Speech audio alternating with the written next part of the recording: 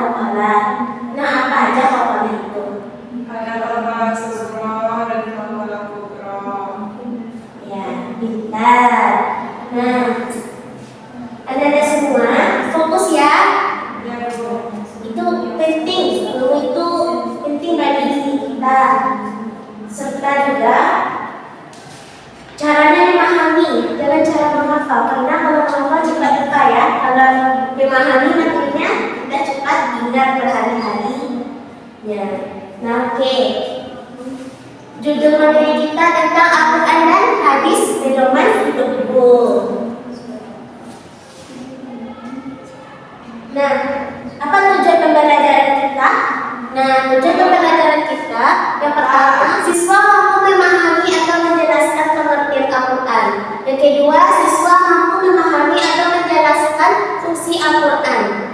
Ketiga, siswa mampu memahami atau menjelaskan pengertian hadis. Yang keempat, siswa mampu memahami atau menjelaskan fungsi hadis. Nah, Ibu mau bertanya, kata Al-Quran berasal dari bahasa Arab apa itu? Ya, qiraah. Yang berarti bacaan. Nah, menurut istilah, Al-Quran adalah kalam Allah Subhanahu wa Ta'ala yang diwahyukan kepada Nabi Muhammad SAW melalui malaikat Jibril dengan lafal dan maknanya.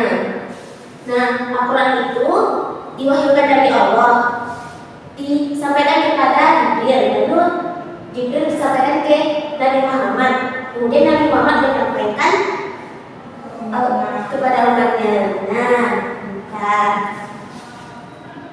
Nah, itu mau nanya, Al-Quran itu berapa jumlah ayatnya?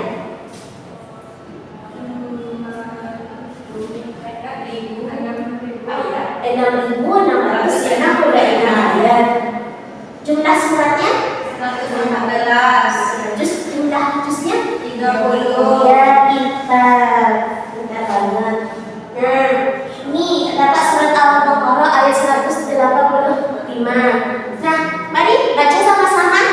A'udzu billahi minasyaitonir rajim. Bismillahirrahmanirrahim. Syahrul Ramadan alladzi unzila fihi al-Qur'an hudan lin-nasi wa bayyinatin minal huda wal furqan. Pintar. Nah, coba yang ingin membaca artinya siapa? Ya, dipersilakan kepada Bella.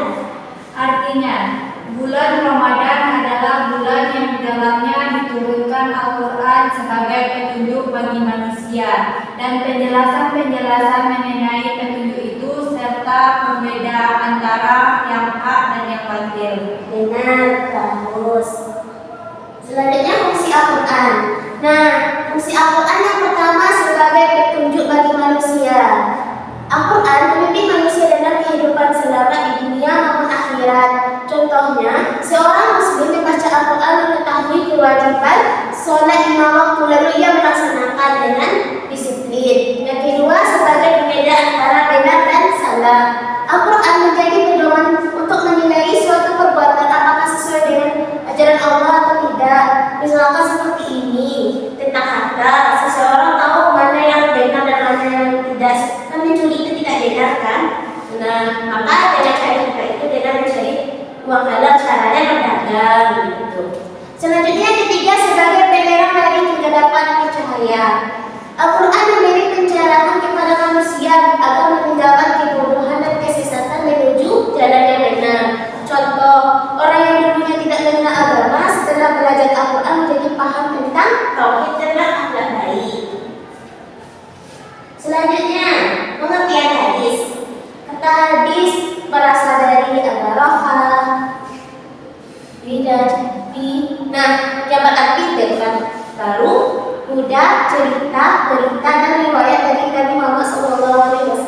Apa istilahnya? Istilah hadis yaitu segala ucapan, perbuatan, dan keadaan Nabi Shallallahu Alaihi Wasallam. Nah, selanjutnya fungsi hadis. Apa fungsi hadis? Nah, yang pertama menjelaskan isi Al-Quran. Hadis menjadi rincian terhadap ayat-ayat yang masih dalam umum dalam Al-Quran. Contoh, Al-Quran memerintahkan salat, tapi kalau hadis menjelaskan tata cara salat. Nah, yang kedua, menetapkan hukum yang tidak disebut dalam Al-Quran secara rinci. Hadis menetapkan hukum untuk hal-hal yang belum dijelaskan dalam Al-Quran. Contohnya, larangan memakan daging hewan bertubuh tajam seperti harimau dijelaskan dalam hadis, bukan Al-Quran. Selanjutnya yang ketiga, sebagai sumber hukum Islam kedua setelah Al-Quran, hadis menjadi rujukan utama dalam menetapkan hukum syariat. Contoh hukum tentang zakat fitrah, cara pada puasa. Yang keempat, menjadi teladan dari kehidupan Nabi Muhammad SAW. Perilaku dan kebiasaan Nabi. Nah, itu contohnya tentang kesederhanaan, kesabaran, dan cara Nabi berinteraksi dengan sahabat.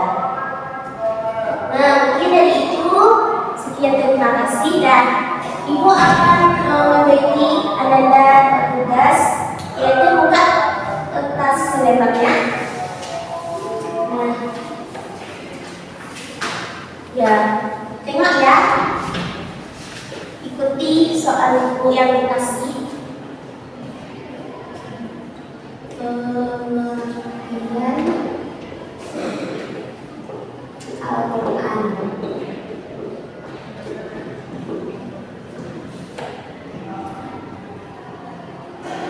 Kemudian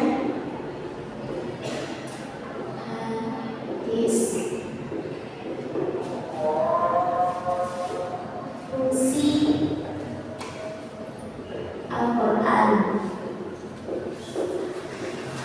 dan hadis. Membandingkan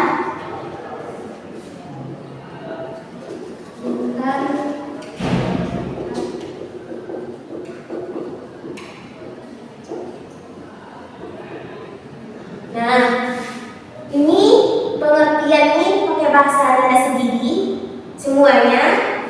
Nah, tugasnya individu. Nah, nanti jawabannya kumpul ke depan ya. Ya, Bu. Baik. Silakan mulai kerjakan tugas ini diberikan ya.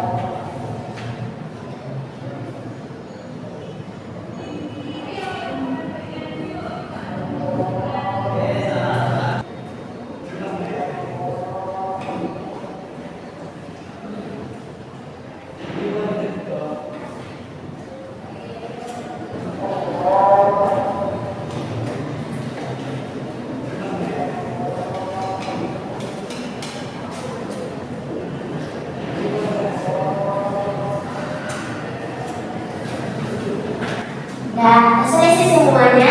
Siap, Bu. Ya, silakan kumpul tugasnya di depan meja Ibu.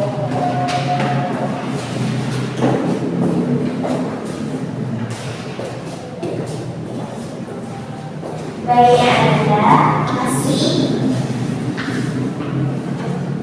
Nah, coba Anda jelaskan apa itu pengertian Al-Quran.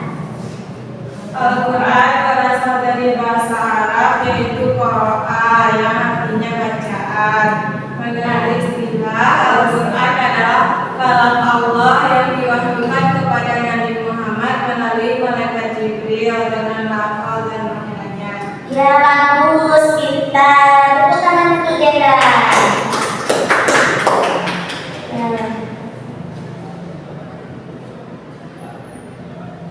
Dalam fungsi Al-Quran, sebutkan saja. Siapa yang ingin? Nah, silakan kepada Jeda. Sebagai petunjuk bagi manusia. Yang kedua sebagai pembeda antara yang benar dan salah. Yang ketiga sebagai penerang dari kegelapan kecahayaan. Ya benar, bagus Jeda. Oke.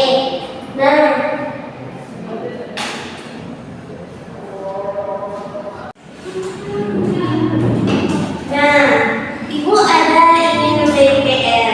PR-nya yaitu Anda cari terdapat di dalam Al-Quran dan hadis contoh perilaku, misalnya seperti sikap jujur atau contohnya seperti amal ibadah yaitu sholat. Nah, jadi Al-Quran situ kan ada tuh sholat tuh pembahasannya.